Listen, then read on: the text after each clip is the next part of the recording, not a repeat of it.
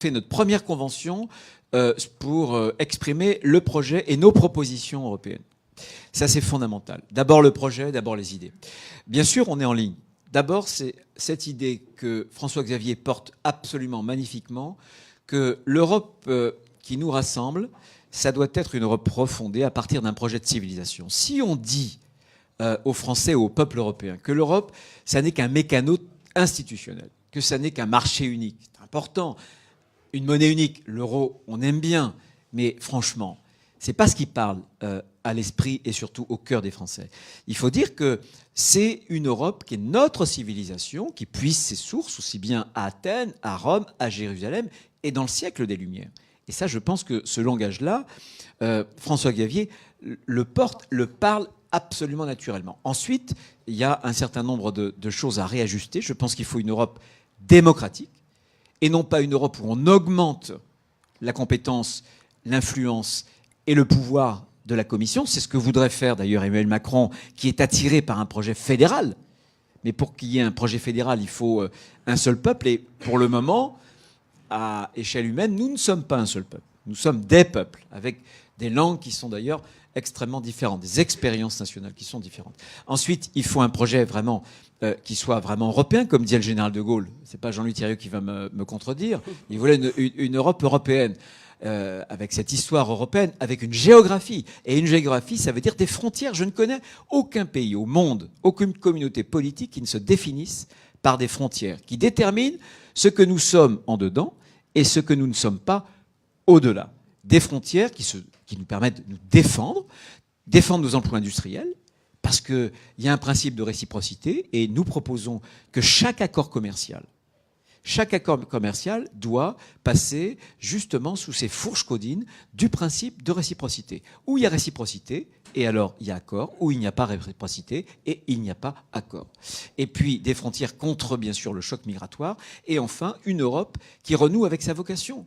La vocation de l'Europe, la vocation historique, celle que nous aimons depuis des siècles, c'est d'être le continent de la connaissance, de l'invention, de la création. Aussi bien artistique que philosophique, que technologique. Et je pense que sur un certain nombre de sujets, comme la transition énergétique, comme l'intelligence artificielle, comme quelques autres sujets, mais en nombre réduit, il faut absolument qu'on additionne les puissances nationales, les budgets nationaux. C'est ce que vous avez appelé les grands projets dans le programme. Il faut une Europe de projets. Il faut une Europe de projets. Et arrêtons d'avoir une Europe uniquement de procédures. On n'attend pas que l'Europe détermine la courbure, je ne sais pas, de la banane ou du concombre, ou je ne sais pas, ou le volume de la chasse d'eau. En réalité, ce sont souvent des exemples qui sont cités, peu importe, ils sont cités à dessein. Ce que l'on attend, c'est une Europe de la preuve, par la preuve, et une Europe non pas de l'accessoire, du détail, mais une Europe de l'essentiel. Donc vous avez confiance dans le programme qui est porté aujourd'hui par François-Xavier Bellamy. Il y a beaucoup de personnes qui se demandent comment on pourra le mettre en œuvre. Est-ce qu'on aura vraiment du poids au niveau des institutions européennes ? Est-ce que, également, une double question peut-être, est-ce que le PPE partage aussi nos idées ? Est-ce qu'on pourra ensemble défendre ce programme ? Bien sûr, il y a eu un congrès du PPE. On fait partie, bien sûr, LR fait partie du PPE, et nos députés européens, qui seront nombreux, eh bien, siégeront au Parti populaire européen avec cette feuille de route. J'ajoute d'ailleurs que pour l'instant, on ne sait pas très bien où vont siéger les députés européens En Marche. On soupçonne qu'ils siégeraient avec M. Verhofstadt au Parti libéral, qui est un parti très fédéraliste, qui veut effacer les frontières, etc. Bon, c'est ça leur philosophie. Nous, on a un projet cohérent. Ce sera vraisemblablement le PPE, le premier groupe parlementaire du Parlement européen, ce qui nous permettra d'imposer un certain nombre de choix. Mais il faut se battre. Et parmi les choix que je n'ai pas cités, il y en a un, et je l'ai expérimenté moi-même, c'est cette idée d'avoir une taxe carbone, c'est-à-dire une taxe écologique, non pas aux frontières de la France, mais aux frontières européennes, pour que les pays qui nous exportent leurs produits. Moi, c'est insupportable. Je vis dans une commune rurale, entourée de fermes d'agriculteurs qui sont mes amis.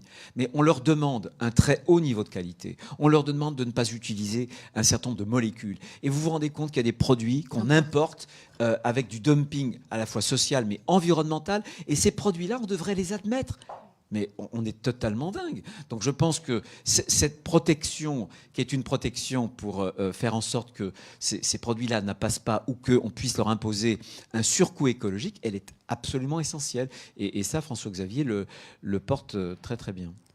Il reste 1 mois et demi maintenant avant l'élection. Quel est le challenge? Il reste quelques minutes avant que François-Xavier nous rejoigne. Donc ça sera quand même plus rapide. Et beaucoup plus court. Je le dis à ceux qui nous regardent et qui nous rejoignent. Et si jamais ils sont déçus, je voudrais leur dire qu'ils peuvent faire preuve de quelques secondes de patience, parce que d'abord, ils vous auront après. Et ils auront après aussi François-Xavier. Qu'est-ce qu'on peut faire pour vous aider d'ici là? Qu'est-ce qu'on peut faire pour convaincre, au-delà peut-être des frontières de LR, pour inciter les gens à aller voter? Il faut convaincre. Mais je vais vous dire, moi, je suis président d'un groupe parlementaire, ça s'appelle LR. J'ai des amis qui sont là, sénateurs, députés au Sénat. Donc moi, je ne renie pas ma famille et j'en suis fier. Par contre, si on veut rendre service, je pense, à cette liste-là, c'est une liste qui doit dépasser uniquement le Cénacle LR. C'est une liste qui doit pouvoir, comment dirais-je, être appropriée par tous les Français qui partagent nos convictions. Et croyez-moi, ils sont nombreux. Et ils sont évidemment plus nombreux à l'extérieur de LR qu'à l'intérieur de LR. Donc si on enferme cette liste-là uniquement dans une étiquette partisane, ben là, on sera limité à 12 ou 13%. Si on leur ouvre ces portes-là, et la politique, c'est de rassembler. Le problème, c'est pas notre propre étiquette à faire gagner, c'est de faire gagner notre vision historique de l'Europe. Parce que si cette vision-là ne prévaut pas, croyez-moi, je donne pas cher de l'avenir de l'Europe. Il faut impérativement qu'on s'en saisisse et qu'on arrive à faire en sorte que François-Xavier, comment dirais-je, vole avec ses propres ailes, avec ses amis, au-delà même du seul Cénacle LR. C'est exactement lorsque je me suis présenté à toutes les élections, heureusement, il y a plein de gens qui ont voté pour moi au-delà de mon parti. C'est le propre d'une élection et de la politique, qui est de faire en sorte qu'on rassemble, et qu'on aille au-delà de ce que nous sommes. Voilà. N'est-ce pas? Une autre question, parce que... On a un petit peu de temps encore devant nous. Dites-moi. Est-ce qu'il y a des projets peut-être phares que vous avez envie de défendre? Justement, je pense que ce soir, il faut qu'on donne envie aux personnes qui nous suivent de voter pour LR. Est-ce qu'il y a 2-3 projets phares dans le programme qui vous semblent être particulièrement intéressants? J'ai parlé de l'idée de la protection, notamment écologique, pour être cohérent. J'ai parlé parce que cette question-là, climatique, écologique, je vous assure, elle est fondamentale. Et les jeunes, moi, de temps en temps, il m'arrive de faire des conférences chez des étudiants. Vous imaginez pas les questions à chaque fois. Je viens leur parler de politique et autres, et eux, leurs questions, c'est le climat. Mais c'est normal. Ils ont un avenir et un futur qui est beaucoup plus long que le nôtre. Donc, ils se projettent. C'est très bien. Je veux dire quand même un mot du choc migratoire, parce qu'on va avoir une zone de dépression démographique en France, on va perdre 100 millions d'habitants, on va avoir 2 milliards et quelques en Afrique, donc l'Europe doit nous aider. Donc on a une double sécurité aux frontières de l'Europe et aux frontières nationales.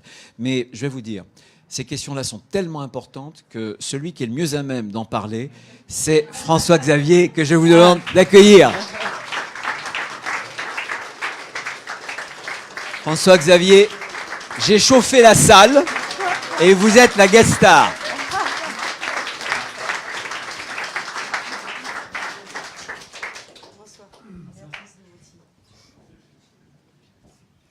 Merci de nous rejoindre, François-Xavier Bellamy. Vous êtes en plein cœur de votre marathon. Il reste, vous comptez peut-être les jours. Il reste 45 jours. Voilà, donc comme je disais tout à l'heure, il me semble vraiment que l'Europe est à un tournant de l'histoire. Ces élections arrivent peut-être au bon moment, dans ce contexte de Brexit, etc. Moment de faire des choix, de poser, de débattre nos idées. Le contexte aujourd'hui est très différent du moment où le traité de Rome a été signé. À ce moment-là, on voulait plus de paix et une ouverture au monde. Aujourd'hui, on a tendance à vouloir de l'Europe qu'au contraire, elle nous protège du monde. On va parler de tous les sujets importants de l'Europe, mais il nous semble en effet aujourd'hui nécessaire, bien sûr, de conserver cette Europe. On va en parler ensemble, mais il faut qu'elle change. Juste à 1 mois et demi des élections européennes, avant qu'on rentre dans le vif du sujet, est-ce que vous pouvez nous dire ce qui vous frappe le plus depuis que vous êtes rentré dans cette campagne? Quel est votre état d'esprit? D'abord, bonsoir à tous et merci infiniment pour votre invitation. Et surtout, je vous demande de tout cœur pardon pour mon retard. Je déteste être en retard, mais dans une campagne, c'est une expérience qui arrive parfois. Et il se trouve que j'ai eu beaucoup de mal à traverser Paris. J'ai donc sauté sur un scooter électrique pour arriver jusqu'à vous en descendant de la voiture. Mais me voici enfin. On m'a dit Bruno Retailleau meuble. Mais Bruno fait toujours beaucoup plus que... Il fait toujours beaucoup plus que meubler, donc j'imagine que vous êtes déjà entré dans le vif du sujet. Alors effectivement, ce moment est particulier et moi, ce qui me frappe dans cette campagne depuis maintenant plus de 2 mois que nous sommes sur le terrain avec Agnès Evren, avec Arnaud Danjean et maintenant avec toute la liste qui nous a rejoints, ce qui me frappe beaucoup, c'est de voir à quel point, au fond, l'Europe, mais aussi peut-être, n'ayons pas peur de le dire, la politique en soi joue, je ne dirais pas une dernière cartouche, ce serait sans doute trop grave. Mais pourtant, on sent le poids de la défiance accumulée, le poids de la distance qui s'est créée, le poids du coup de tous les doutes que cela occasionne chez tant de citoyens. Et tous les jours, j'ai l'occasion de vérifier que l'Europe que nous avons construite pour nous renforcer, trop souvent nous fragilise. Et même combien de Français ont le sentiment que trop souvent, elle les trahit. Le mot n'est pas trop fort, je crois. Et je crois que dans ce moment que nous vivons, un grand danger serait celui de laisser s'installer cette dialectique absurde qui oppose d'un côté des progressistes qui veulent dire oui à l'Europe et de l'autre côté de méchants populistes qui veulent dire non à l'Europe. Quand un agriculteur, quand un chef d'entreprise, quand un salarié qui a perdu son emploi et qui a vu fermer son usine, quand un élu local me dise « je ne crois plus à l'Europe », parce que c'est à cause de la manière dont nous avons construit l'Europe que j'ai perdu ce dont j'avais besoin pour pouvoir agir et pour pouvoir continuer de vivre la vie que je voulais. Quand j'entends un agriculteur me dire le jour où j'ai vu qu'on faisait rentrer sur le marché unique des centaines de milliers de tonnes de soja OGM américains qu'on m'interdit de cultiver alors que j'arrive pas à m'en sortir, ce jour-là j'ai dit pour moi l'Europe plus jamais. Eh bien je le dis depuis le début de cette campagne, mais cet agriculteur qui m'a dit ça les yeux dans les yeux en Moselle, je ne me sens pas le droit de le traiter de populiste. Et je crois que la politique retrouvera son sens lorsque nous sortirons des postures et des attitudes idéologiques pour tenter de comprendre comment nous pouvons réorienter en profondeur la manière dont l'Europe se fonde pour pouvoir précisément la remettre au service des citoyens, exactement comme la politique retrouvera son sens quand les citoyens sauront qu'elle est uniquement et essentiellement l'occasion de les servir. En effet, avant de rentrer dans des questions plus techniques peut-être ou plus pratiques, peut-être pouvons-nous commencer à prendre un peu de hauteur. Vous défendez l'idée selon laquelle l'Europe doit d'abord être un projet de civilisation et pas un mécano institutionnel fédéral, comme vous l'avez dit. Finalement, est-ce que nous ne souffrons pas avant tout d'une grande absence de vision ? C'est certain, et d'ailleurs on fait souvent de la question des paralysies institutionnelles le premier blocage européen. Mais moi il me semble qu'au fond, croire que c'est en réformant des institutions qu'on va pouvoir retrouver ce qui nous manque, c'est se méprendre sur le fait que le problème actuel de l'Europe, comme le problème actuel de la France d'ailleurs, n'est pas tant celui des moyens que celui des fins. Et je le dis dans un vocabulaire qui est familier de la philosophie, mais qui touche aussi bien sûr à la politique. Ce qui compte, c'est de retrouver le sens du but. Fondamentalement, la grande question, c'est l'Europe au nom de quoi ? Et une certaine passion de l'Europe a pu faire croire que l'Europe était une finalité en soi, que plus exactement, la construction de l'Union européenne était une finalité en soi. Je crois que cette construction d'une union entre nos États, entre nos pays, entre nos peuples, c'est une nécessité absolue. Encore faut-il que nous sachions au nom de quoi elle est nécessaire et que nous puissions nommer ce au nom de quoi. Vous avez évoqué la paix. Et bien sûr, la paix est un premier moyen de répondre à cette question. C'était évidemment une des premières finalités du projet européen. Ne croyons pas d'ailleurs qu'elle soit acquise pour toujours, loin de là. On le voit, non pas forcément entre nos États, mais à l'intérieur de nos États aujourd'hui. La menace de la guerre, de la tension, de la violence est partout. On le voit bien sûr avec la question du terrorisme. Si l'Europe s'est construite au nom de la paix, il faut que ce soit au nom de la paix qu'elle continue de se fonder aujourd'hui. Mais il reste à trouver effectivement les combats qui feront que l'Europe retrouvera, que le projet européen retrouvera sa légitimité en se fondant, vous l'avez dit, sur cette civilisation qui pour le coup n'est pas un projet mais qui est un héritage magnifique, qui mérite d'être transmis, qui mérite d'être nommé aussi. Et c'est un des enjeux d'ailleurs de cette campagne européenne. L'idée, c'est aujourd'hui de réconcilier l'Europe avec les Européens. Est-ce qu'il faut comment leur redonner cette fierté ? On partage une identité européenne avec nos héritages, avec nos racines. Avant tout, il faut redonner une Europe à aimer. il faut savoir dire qui nous sommes d'abord. Je le dis comme enseignant, au fond, je crois que ça a été le cœur de mon engagement, la question de la transmission, ça l'est aujourd'hui encore. La crise que nous vivons, c'est une crise de la transmission, et je partage cela, bien sûr, avec Bruno Retailleau, on en a souvent parlé. Au fond, le grand mystère, mon grand sujet d'étonnement, c'est que nous nous soyons interdits à nous-mêmes de dire qui nous sommes et de transmettre cet héritage. La question de l'immigration ne rend pas illégitime le partage de cet héritage culturel. Au contraire, il le rend plus nécessaire que jamais. Moi, je n'ai jamais rencontré d'élèves issus de l'immigration qui m'aient dit « votre cours est trop ethnocentré ». En revanche, j'ai eu des formateurs dans ma formation d'enseignant qui m'ont dit « il ne faut pas transmettre une culture parce que ça voudrait dire exclure ». Mais moi, je crois tout le contraire. Et au fond, dans le débat européen, nous sommes au cœur de ce grand malaise dans la culture, dans la civilisation, de ce grand malaise d'une civilisation qui ne sait pas dire qui elle est. J'arrive à l'instant d'HEC où je discutais avec des étudiants qui m'ont montré un billet d'euro. Bien, le billet d'euro dit tout le malheur européen. Sur ces billets d'euro, nous avons dessiné des ponts qui ne mènent nulle part, des figures géométriques qui n'existent pas.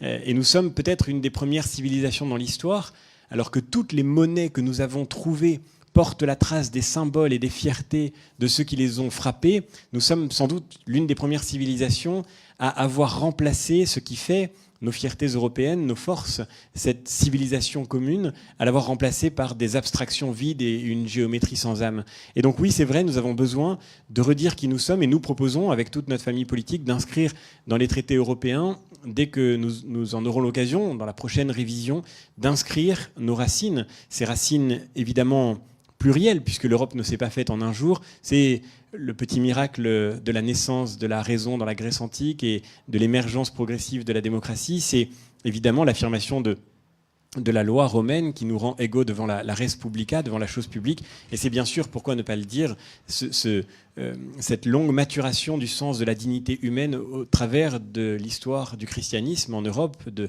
cet héritage judéo-chrétien qui fait de nous ce que nous sommes. Eh bien, pouvoir nommer nos racines, c'est évidemment pouvoir nous projeter dans l'avenir.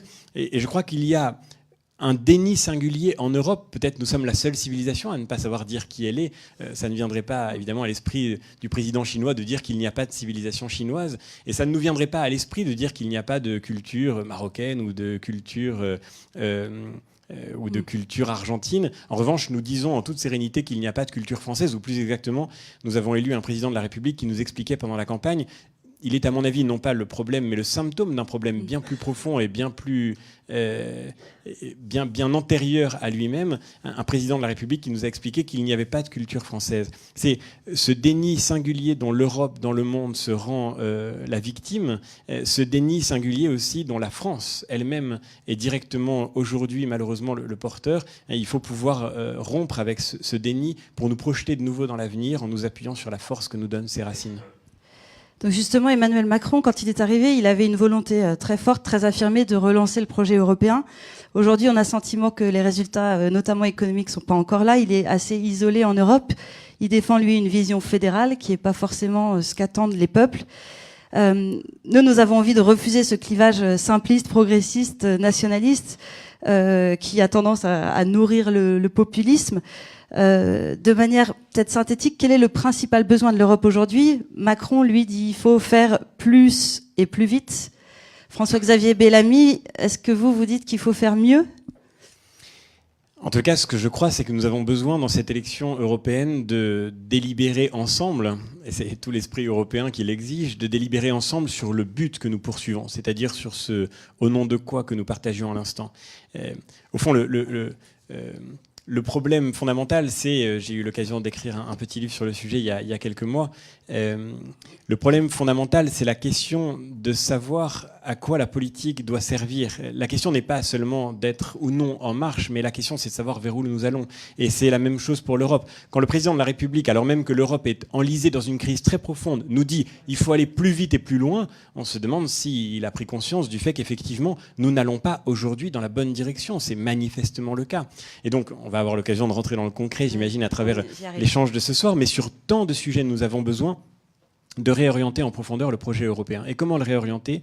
Sinon en le mettant effectivement au service des peuples européens. Aujourd'hui, effectivement, vous l'avez dit, nous avons un président de la République qui, au cours des derniers mois, des dernières années, a dessiné une vision de l'Europe, et c'est tout à son honneur. Je lui reconnais vraiment d'avoir été, dans un temps où on ne parlait plus vraiment d'Europe, de ceux qui ont tenté de dessiner une vision. Eh bien, cette vision, c'est exactement celle que je ne partage pas, mais d'une certaine manière, tant mieux, le débat peut s'engager là. C'est effectivement, vous l'avez dit, une vision qu'on pourrait qualifier de fédéraliste. En tous les cas, il nous a expliqué, dans le discours d'Athènes, dans le discours de la Sorbonne, et dans plusieurs entretiens aussi, que dans la mondialisation telle que nous la connaissons, l'échelle des États-nations est une échelle périmée, dépassée, que c'est une échelle qui est trop petite pour faire face aux grands ensembles qui sont partout autour de nous. Et que par conséquent, nous devons, c'est ce que disait encore Aurélien Taché, un député qui est le président ou le responsable du pôle ID chez En Marche, Aurélien Taché disait « Notre programme pour l'élection européenne, c'est de transférer le plus possible de notre souveraineté vers l'échelle européenne ». Eh bien moi, je crois exactement à une vision inverse, c'est-à-dire je crois que l'Europe est là pour se mettre au service de nos souverainetés. Et il n'y a pas de souveraineté européenne qui puisse être démocratique dans la mesure où il y a une civilisation européenne magnifique, mais une pluralité de peuples européens. Chacun avec leur langue, chacun avec leur culture, chacun avec leurs références historiques, leur manière de faire de la politique, leur manière de voir le monde. Et l'Europe doit être fidèle à cette intuition fondamentale que c'est toujours dans le respect de la singularité des peuples que cette alliance qui se construit trouve sa légitimité. Croire qu'on peut faire une souveraineté européenne, c'est par définition imposer une Europe technocratique, une Europe dépourvue de légitimité démocratique, et c'est par conséquent renforcer encore la défiance qui monte envers le projet européen.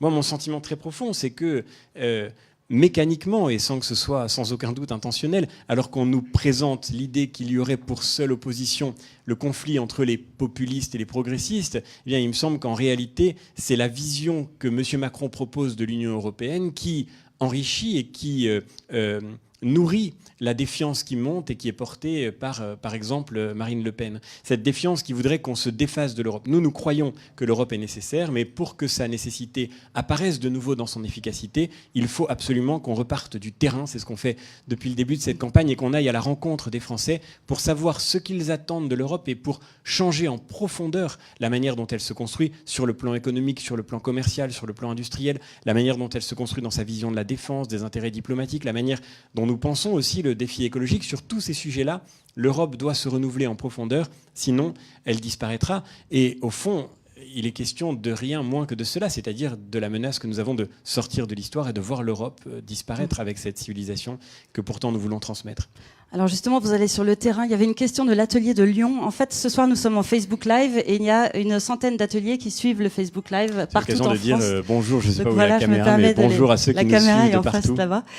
D'ailleurs, je voudrais dire un petit bonjour particulier, si on peut me le permettre, à Versailles, puisqu'il paraît que c'est la première soirée ce soir à Versailles, donc je salue cette ville.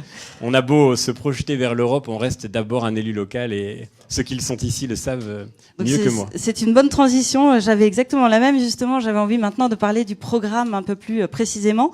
Vous pouvez en effet récupérer le programme des Républicains pour la France transformer l'Europe. La question de l'atelier de Lyon, voilà, pardon. C'était justement sur ces 75 propositions. Quelles sont les propositions qui nous différencient le plus d'En Marche et du Rassemblement national et qui sont peut-être les plus médiatiques ? D'abord, peut-être une remarque de méthode. Notre but dans cette campagne n'est pas de nous différencier de nos concurrents, mais de proposer notre vision.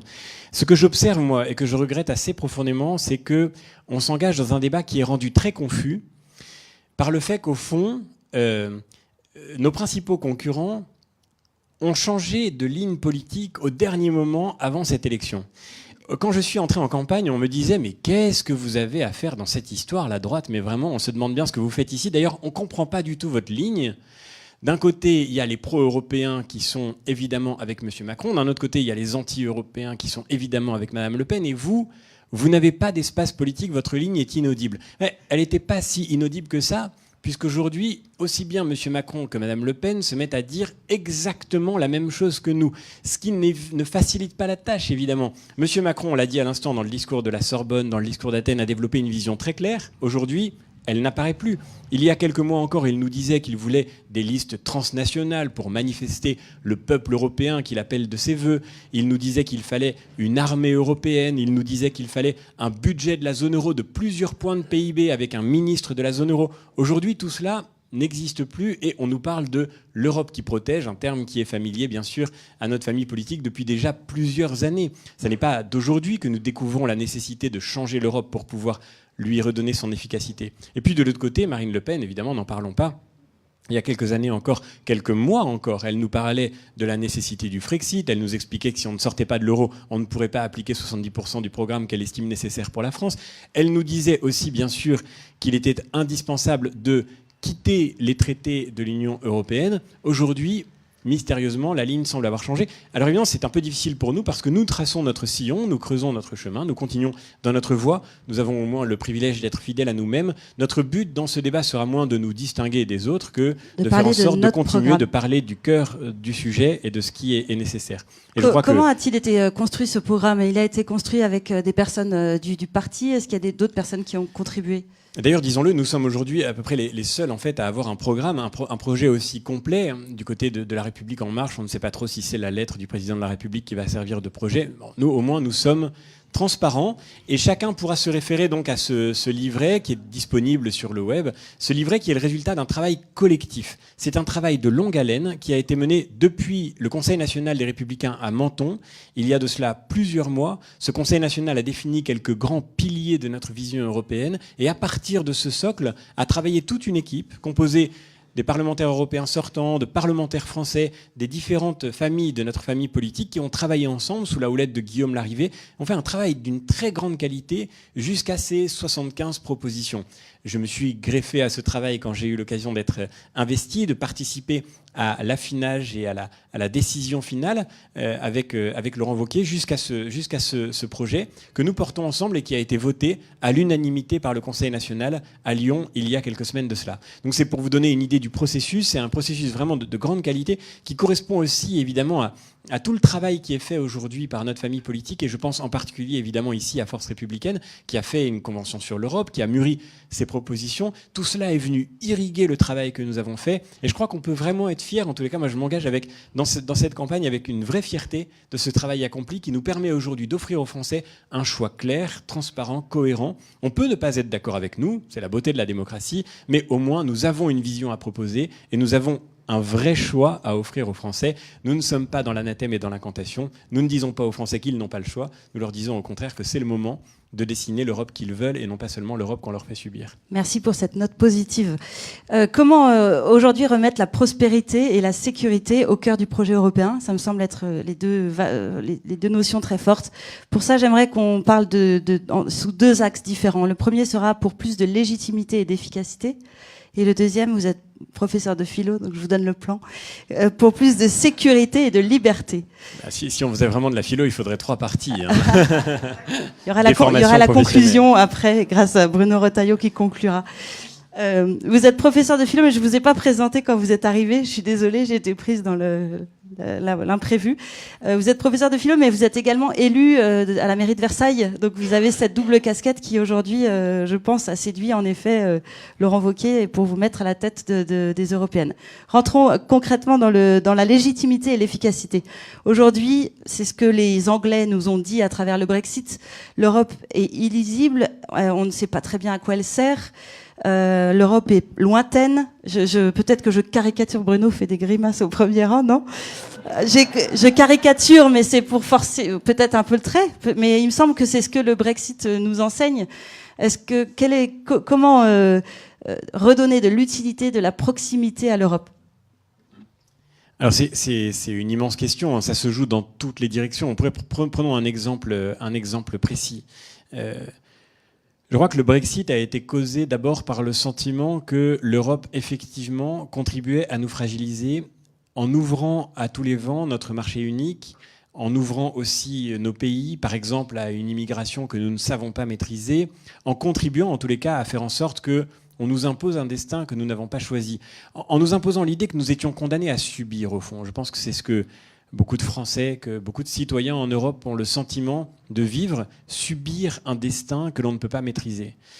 C'est pour partie du fait d'une manière qu'ont eu les gouvernants nationaux de se défausser parfois sur Bruxelles de leurs propres impuissances, mais c'est aussi, bien sûr, c'est aussi pour une très grande partie dû à la faillite du projet européen lui-même. Au fond, nous n'avons pas su assumer la frontière. Et c'est peut-être de là que vient tout le problème fondamental.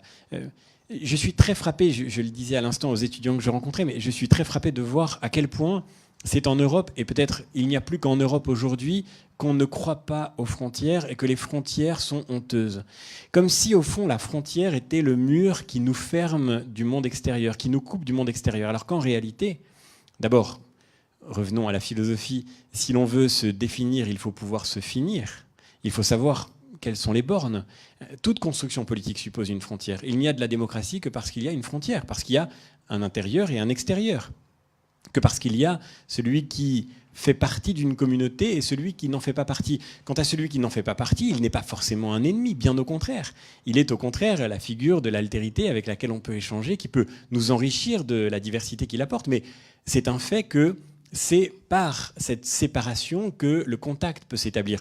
Un psychanalyste qui s'appelle Didier Anzieux a écrit un livre passionnant qui s'appelle Le moi-peau, dans lequel il explique que la peau est évidemment ce qui finit notre corps, c'est-à-dire ce qui marque les bornes de notre identité et donc de notre construction psychique.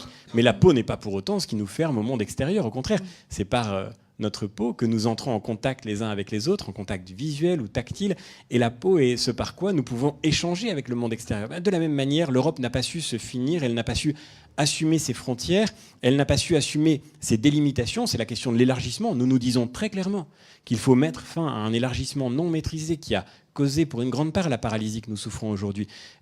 Il faut évidemment mettre fin au processus d'adhésion aberrant de la Turquie avec l'Union européenne, comme si nous ne savions pas dire précisément qui nous sommes. La Turquie est un grand pays avec une magnifique culture, nous lui souhaitons le meilleur avenir, nous avons besoin de travailler avec elle, par exemple sur la question migratoire, par exemple sur la question commerciale, mais enfin la Turquie n'est pas un pays européen. Et à l'époque où M. Erdogan choisit de transformer la basilique Sainte-Sophie en mosquée, eh bien, au moment où il choisit de tourner le dos à l'Europe, nous serions vraiment les derniers naïfs à vouloir encore considérer que la Turquie doit faire partie de l'Union européenne. Disons-le parce que il y a encore des parlementaires européens, par exemple dans le groupe des libéraux au Parlement européen, qui croient encore à ce processus d'adhésion. Et nous avons vécu dans un tel déni qu'il faut aujourd'hui savoir assumer de nouveau la frontière. C'est le cas sur le plan migratoire, c'est le cas sur le plan économique, c'est le cas sur le plan écologique. C'est en sachant assumer l'intelligence de la frontière, qui n'est pas ce par quoi on se ferme, mais ce par quoi, au contraire, on entre en relation avec le monde extérieur, ce par quoi on peut maîtriser son destin, maîtriser celui qu'on accueille, être capable d'accueillir vraiment. C'est par cette intelligence de la frontière que l'on pourra refaire une Europe qui se mettra au service concret du destin des citoyens de France et d'Europe. Aujourd'hui, l'Europe, elle semble lointaine pour certains Européens. On a besoin peut-être d'une Europe un peu plus incarnée. Est-ce que c'est une question d'ailleurs qui me rejoint, qui revient. Quelle est la position de nos candidats sur la réforme des institutions européennes? Est-ce qu'aujourd'hui les institutions fonctionnent ou est-ce qu'il faudrait faire un grand coup de balai institutionnel? Quelle est votre position?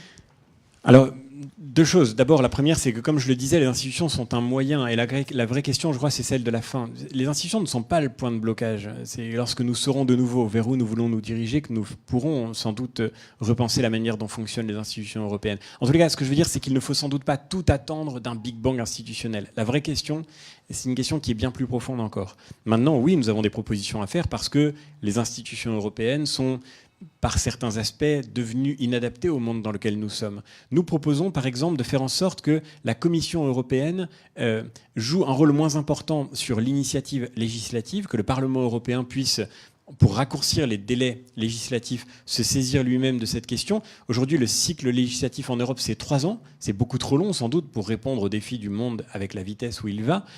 Mais nous proposons simultanément que la Commission européenne puisse renouer avec un esprit pionnier, un esprit de projet qui a fait la force de l'Union européenne.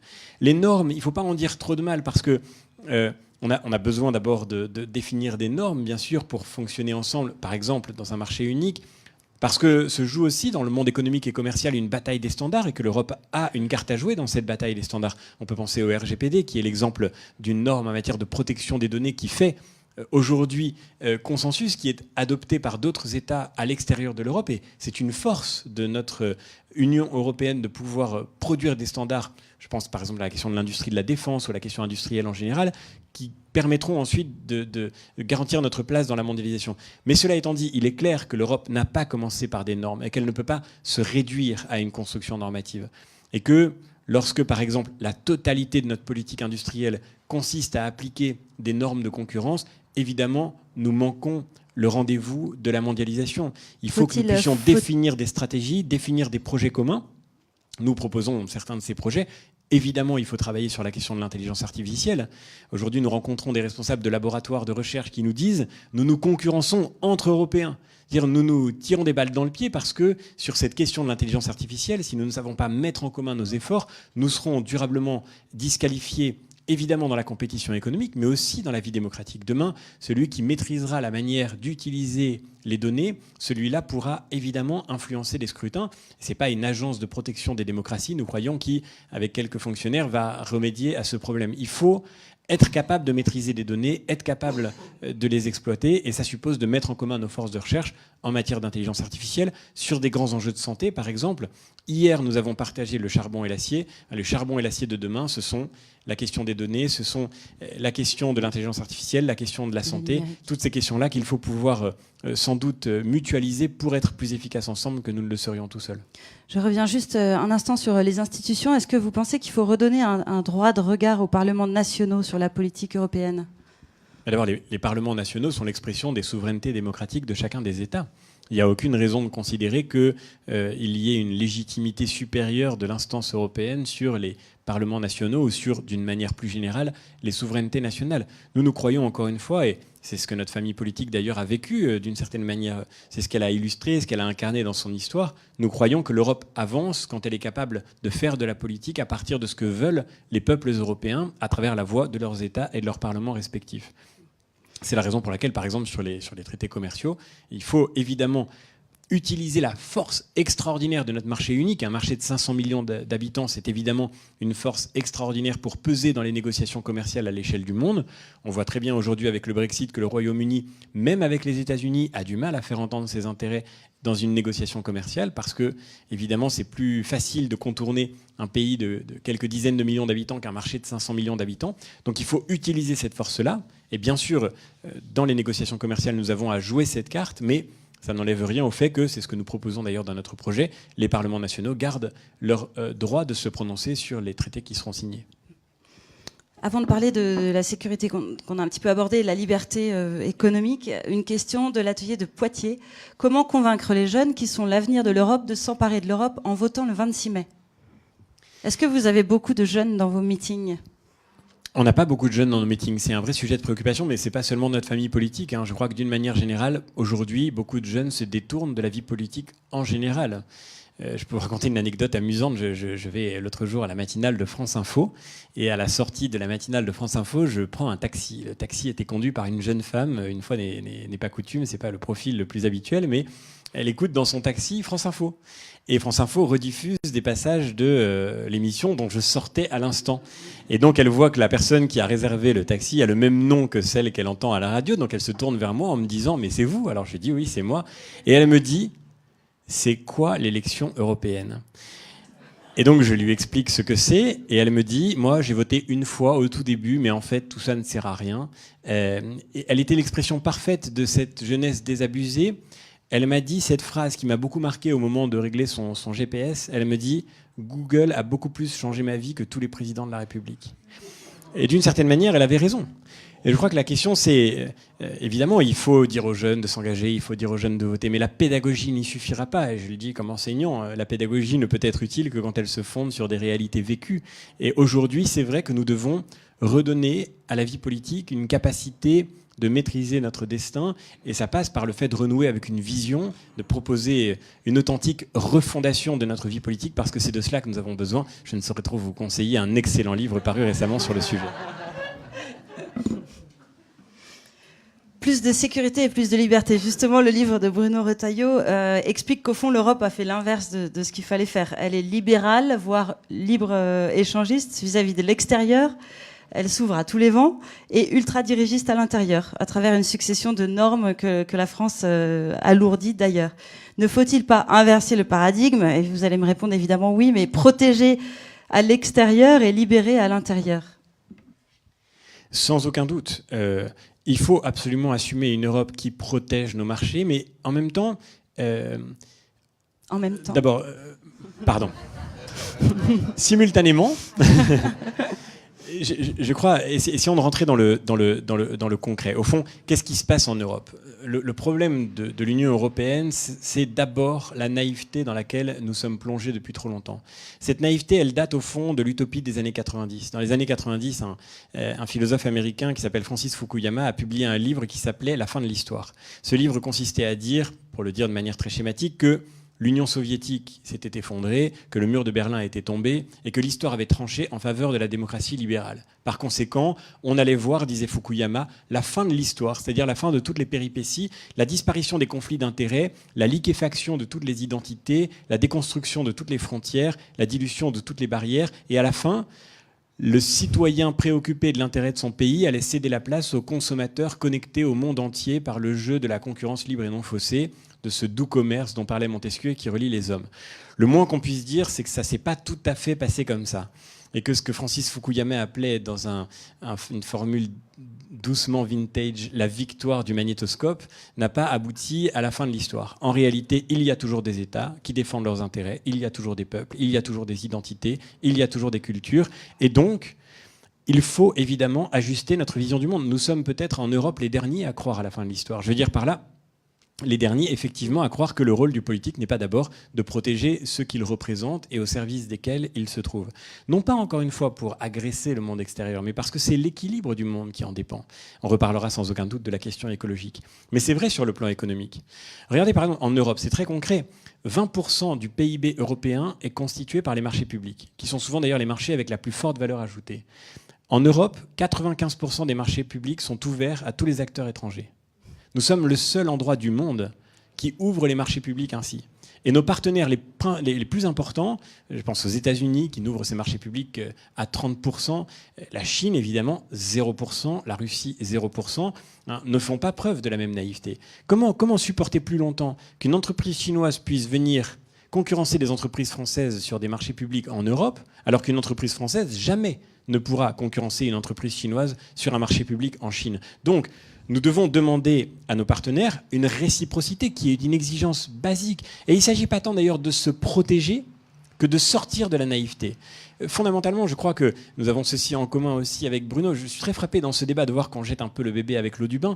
Nous, notre famille politique, elle n'a pas renoncé à la compétition, à la concurrence. Nous croyons à la France. Nous croyons au potentiel extraordinaire de nos agriculteurs, de nos industriels, de nos entreprises. Nous croyons que nous sommes capables d'imposer nos savoir-faire dans le monde entier. Je vois une figure amie Daniel ici, on était à Cognac il y a quelque temps. Cognac, le saviez-vous, c'est 98% d'exportation, 3 milliards d'euros d'exportation.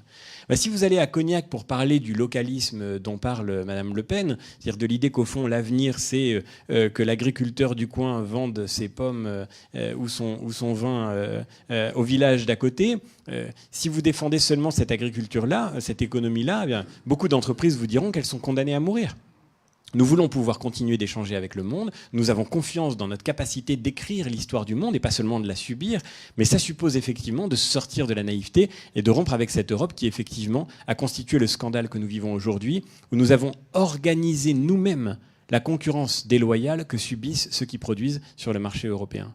Et cette exigence, évidemment, est fondamentale. En quelque sorte que l'Europe cesse d'être l'idiot utile de la mondialisation. L'idiot utile du village global. Ouais, c'est ça. Comment justement sauvegarder, je passe du coup au volet économique, comment sauvegarder l'industrie européenne? Il y a des pans entiers de l'économie, textile, électroménager, sidérurgie, qui ont mis la clé sous la porte au nom de l'idéologie libre échangiste de l'Europe. Il y a d'autres exemples plus positifs. Récemment, dans les Échos, il y avait un article sur le secteur du vélo. Comment l'Europe peut nous aider justement à être plus fort dans cette mondialisation ? Eh bien, encore une fois, en imposant cette exigence d'une compétition qui se fasse à armes égales. Je prendrai 2 exemples très simples. Le premier, c'est que d'abord, nous avons le droit et même le devoir de défendre les intérêts de nos entreprises et de nos emplois.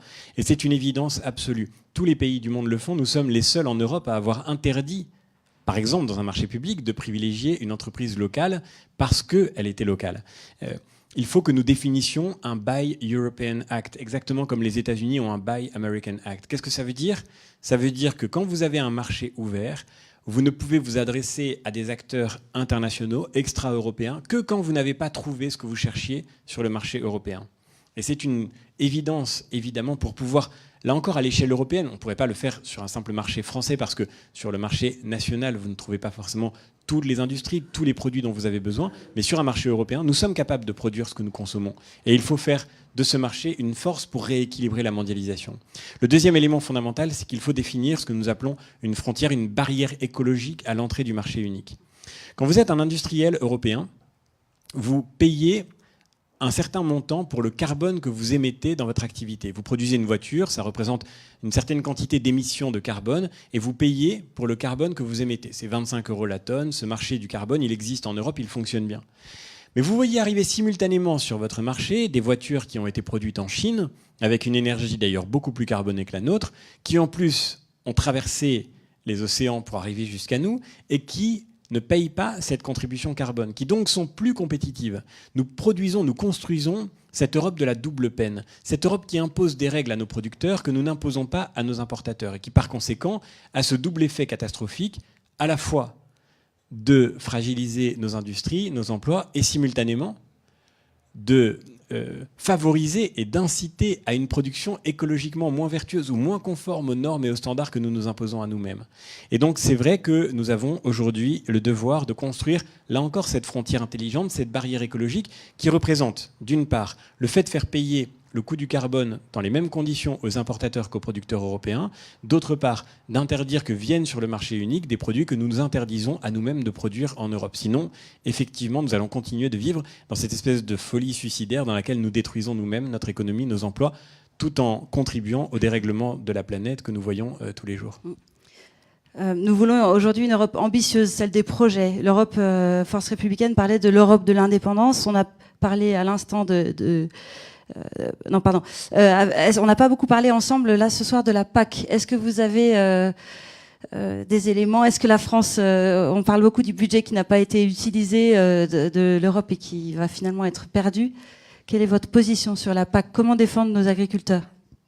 Alors d'abord, il faut défendre nos agriculteurs. Disons-le clairement, c'est une nécessité absolue. Aujourd'hui, il faut sortir de la naïveté de l'Europe dans le monde, mais il faut aussi sortir de la naïveté de la France en Europe. La politique agricole commune, c'est l'une des politiques les plus importantes que l'Union européenne mène depuis le début. C'est la politique qui avait fait faire au général de Gaulle la chaise vide pendant plusieurs mois pour obtenir que les intérêts de nos agriculteurs soient respectés. Parce que c'est la seule politique sur laquelle nous soyons contributeurs, bénéficiaires nets plutôt que contributeurs nets. C'est-à-dire nous recevons pour la politique agricole commune plus que nous ne contribuons, alors que sur toutes les autres politiques, nous contribuons plus que nous ne recevons. Défendre les intérêts de la France en Europe, ça veut dire défendre donc la politique agricole commune. Et c'est ce que malheureusement le gouvernement n'a pas fait, puisque le budget prévu de la politique agricole commune est en baisse de 15% pour le prochain budget européen qui court sur les prochaines années. 15% de moins, c'est 20 000 € de moins par exploitation agricole en France. Comment est-ce possible? Comment avons-nous laissé filer ça? Eh bien parce que, et je crois que tous les agriculteurs le reconnaîtront, malheureusement, nous avons eu pendant quelques années, pendant ces derniers mois qui étaient pourtant critiques, un ministère de l'Agriculture qui était absent des discussions européennes et que, sans doute, nous n'avons pas su faire valoir nos intérêts. C'est une chose d'aller au Salon de l'Agriculture en disant qu'on tient à l'agriculture française, c'est autre chose d'être quotidiennement au contact des acteurs européens pour défendre une politique qui est nécessaire à notre modèle agricole. Or, ce modèle agricole, il est indispensable à notre survie. Parce que l'autre jour, dans une réunion à Paris, quelqu'un m'a dit « Bon, ici on est à Paris, alors s'il vous plaît, ne nous faites pas votre couplet sur l'agriculture. » C'est une catastrophe de penser une chose comme ça. L'agriculture, c'est la condition de notre survie, c'est la condition de notre indépendance, de notre autonomie stratégique. On ne le dit pas assez, mais la population mondiale augmente fortement, la demande alimentaire mondiale explose et la production alimentaire mondiale augmente, mais de manière beaucoup plus faible. Donc l'autonomie alimentaire que nous considérons comme une évidence absolue n'est pas une donnée d'évidence. La sécurité alimentaire qui fait que nous sommes fiers de consommer des produits et heureux de consommer des produits dans lesquels nous avons confiance n'est pas du tout donnée d'évidence. Et donc si nous voulons défendre cette sécurité, cette autonomie alimentaire, nous avons évidemment à défendre nos agriculteurs. Aujourd'hui, beaucoup d'entre eux travaillent 50 heures par semaine en moyenne, pour beaucoup d'entre eux gagner moins de 500 € par mois. Et donc, évidemment, 15 000 € par exploitation agricole en moins, ce serait une catastrophe gigantesque. Il faut donc absolument sauver cette politique agricole commune. Et nous nous engageons dans ce débat avec la résolution de ne pas voter un budget dans lequel le budget de la PAC serait en baisse. Il faut défendre la politique agricole commune, ça veut dire aussi défendre les mêmes règles pour tous. Et là, je reviens à ce que vous disiez des normes tout à l'heure. Bien sûr que si on a un marché unique, il faut les mêmes règles pour tous. On a une mauvaise habitude française qui consiste, quand une directive européenne est produite, à toujours l'interpréter dans le sens le plus exigeant et le plus compliqué. Alors que les Allemands, par exemple, se sont obligés par leur loi à interpréter toujours au contraire les directives dans le sens le plus simple pour ceux qui produisent et qui cultivent. Donc il faut qu'on arrête avec cette folie française de la surtransposition, et je me tourne vers nos chers parlementaires nationaux qui sont ici, parce que c'est un enjeu national. Et puis le dernier élément, c'est qu'en matière d'écologie aussi, sur la question agricole, il faut rompre avec l'idéologie. Je vois Daniel qui est ici. Il y a quelques jours, on était dans son verger.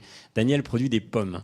Aujourd'hui, nous avons là aussi sur la question agricole une Europe de la double peine. C'est vrai par exemple dans l'arboriculture. Prenons cet exemple tout simple. C'est un exemple que je prends souvent parce qu'il est très parlant mais il est très fort. On produit des cerises.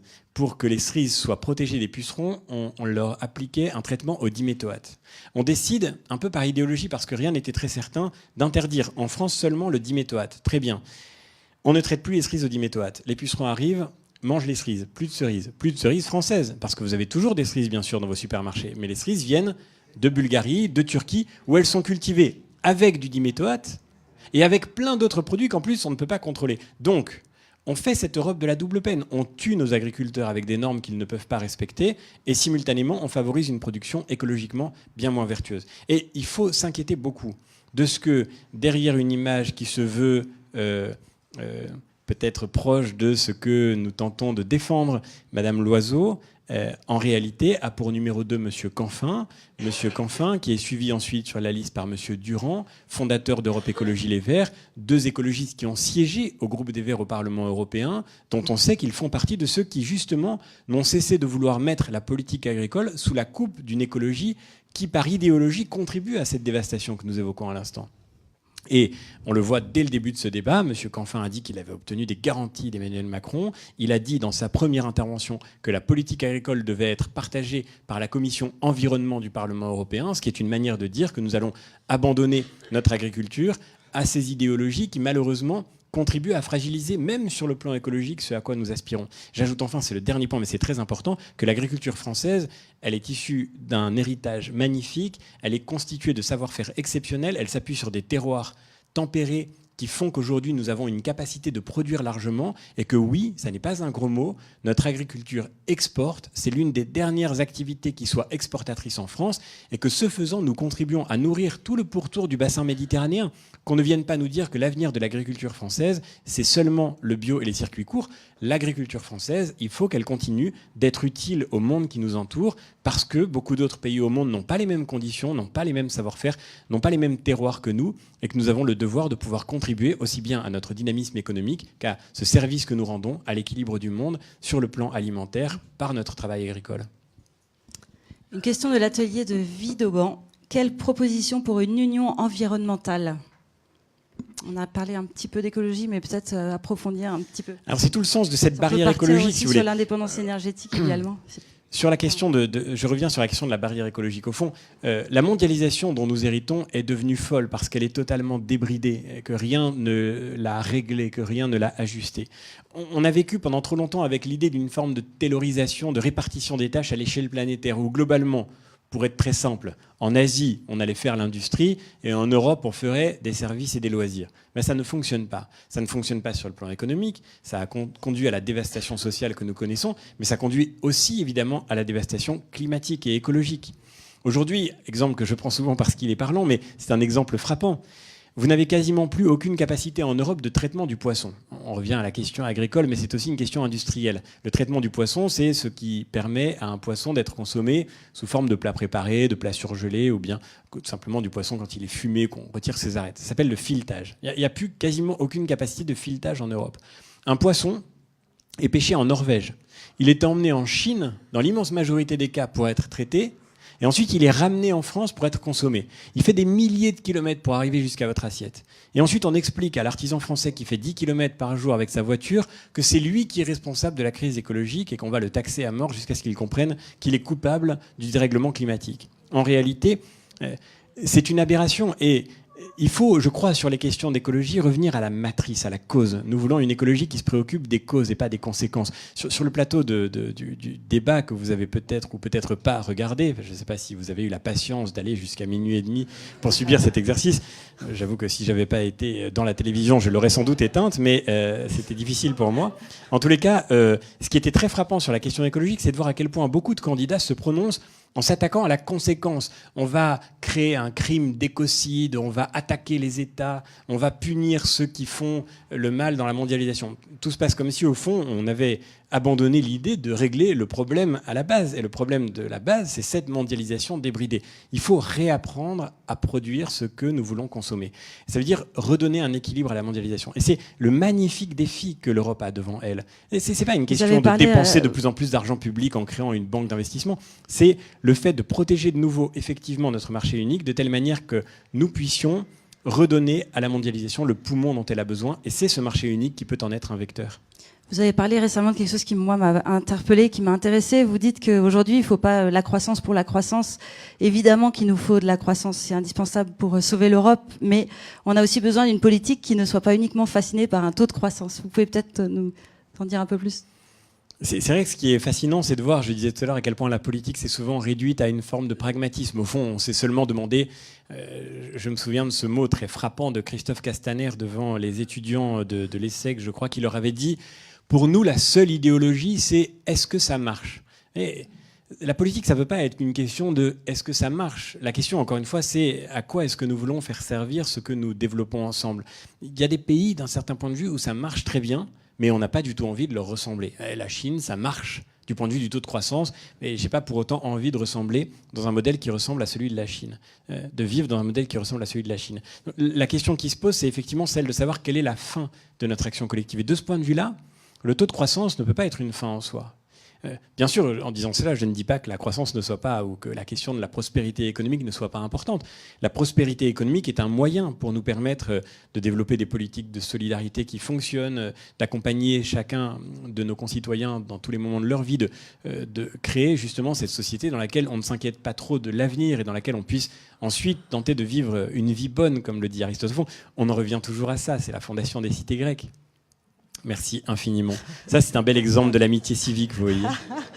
La filia aristotélicienne. Une cité, dit Aristote, il faut qu'elle permette l'autarcie, c'est-à-dire l'autosuffisance, l'indépendance, ce que nous appellerions justement cette capacité de souveraineté. S'étant constituée pour vivre, elle permet ensuite de bien vivre, de vivre une vie bonne. Eh bien, effectivement, la prospérité, c'est la condition pour que nous puissions vivre une vie qui soit ensuite heureuse. Mais faire du marché un but, c'est ne pas voir que le marché est d'abord un moyen et que la question n'est pas de savoir si ça marche, mais de savoir effectivement ce à quoi le marché sert. Et faire du marché le but en soi. C'est un discours qui parle beaucoup aux jeunes. Est-ce que vous trouvez que vous avez du répondant quand vous êtes sur ce sujet ? Aujourd'hui, il y a une aspiration à donner du sens à nos actions, donner du sens à notre travail. Nous, on le vit dans nos entreprises aujourd'hui. Est-ce que vous pensez qu'il faut aller vers justement un capitalisme très innovant et que l'Europe peut peut-être nous conduire à ça ? Ce qui est certain, c'est que, on le voit bien, et ça c'est l'un des plus beaux signes de l'époque que nous vivons, il y a aussi de grands signes d'espoir dans ce monde qui nous est donné.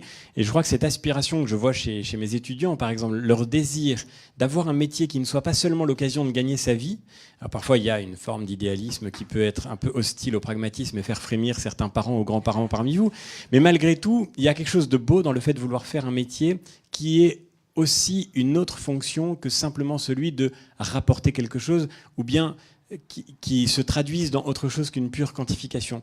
Et je crois que cette aspiration-là, en effet, il faut la traduire aussi sur le plan politique en réussissant à retrouver le sens d'un destin commun qui ne se réduit pas, en effet, à faire de nous des consommateurs satisfaits. Nous avons une autre vocation que celle d'être des consommateurs satisfaits. Et d'ailleurs, la société de consommation que nous avons produite et organisée, et autour de laquelle nous avons organisé la politique, elle ne nous a sans doute pas comblés. Elle a laissé au contraire ce vide immense sur lequel prospèrent aujourd'hui les communautarismes, les fractures qui traversent notre société. C'est aussi évidemment sur ce plan qu'il faut répondre.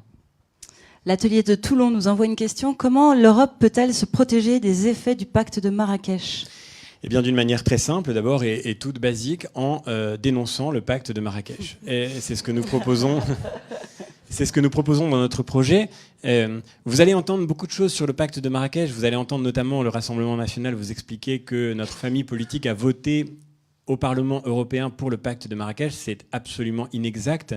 A été voté il y a plusieurs années de cela un rapport de plusieurs centaines de pages dans lequel était mentionné dans une note le progrès ou l'état d'avancement de la négociation sur le pacte de Marrakech. Ce rapport, qui concernait d'une manière générale une vision des droits de l'homme pour l'Europe, ne contenait aucune des dispositions du pacte de Marrakech, et c'est évidemment totalement absurde de faire croire à cause de cela que nous aurions voté quoi que ce soit en la matière. Bien au contraire, nous avons été de ceux qui ont considéré que le pacte de Marrakech, et les élus qui sont ici ont partagé ce combat, contenait une vision de l'immigration qui nous paraît totalement contraire à la simple réalité.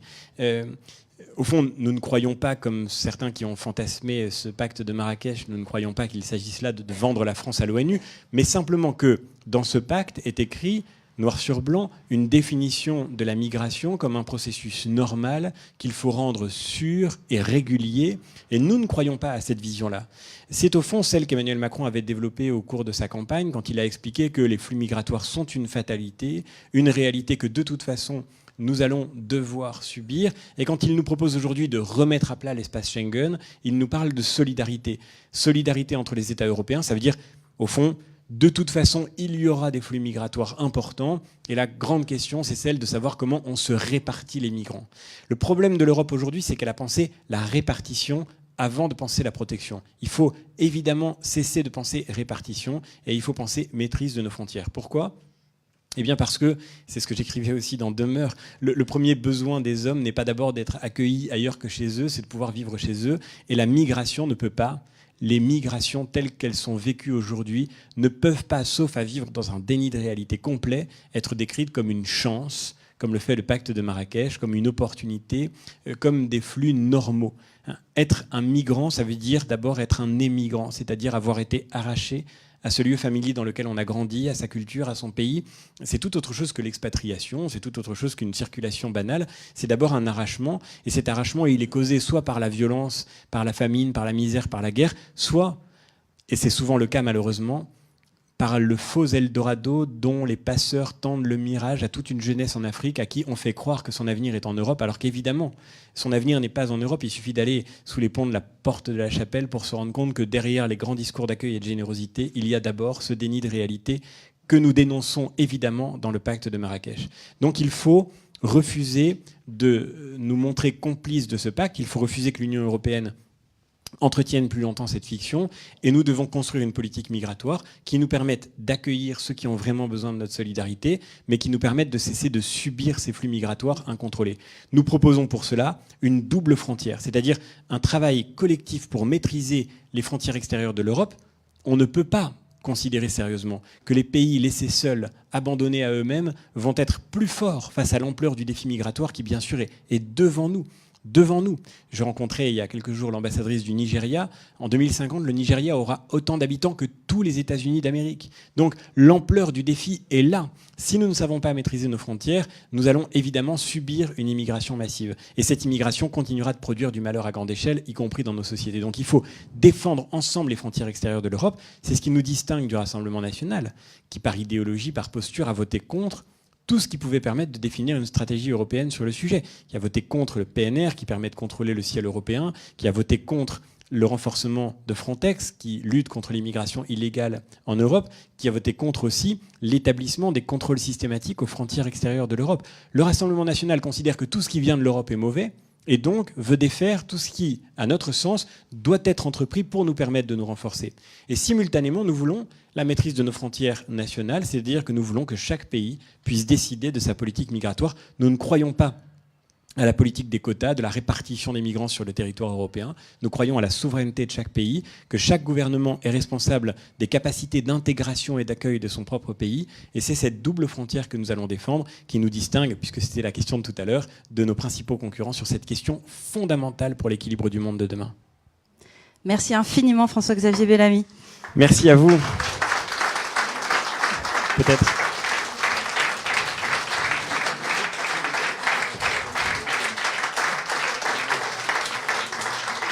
Peut-être Un dernier mot très court pour conclure, en vous disant d'abord de tout cœur un immense merci pour votre invitation, mais surtout merci aussi pour ce lieu de réflexion que vous animez au cœur d'une famille politique qui a besoin d'abord de cette refondation, en effet, de ce renouvellement des idées. Et je crois que c'est un grand signe d'espoir que nous nous soyons remis à penser, pour le dire en ces termes, en tous les cas, qu'il y ait de tels lieux pour pouvoir entretenir une réflexion imaginative, créative et en même temps enracinée dans ce qui fait notre héritage pour nous projeter dans l'avenir. C'est ici, dans la simplicité de ces initiatives, dans leur relative discrétion médiatique, c'est ici que se préparent les victoires de demain dont nous avons évidemment besoin, dont la France a besoin, et pas notre famille politique, mais notre pays tout entier. Et je voudrais remercier de tout cœur Bruno Retailleau pour ce travail qu'il mène, dont je crois qu'il est essentiel, et j'espère qu'il pourra durer.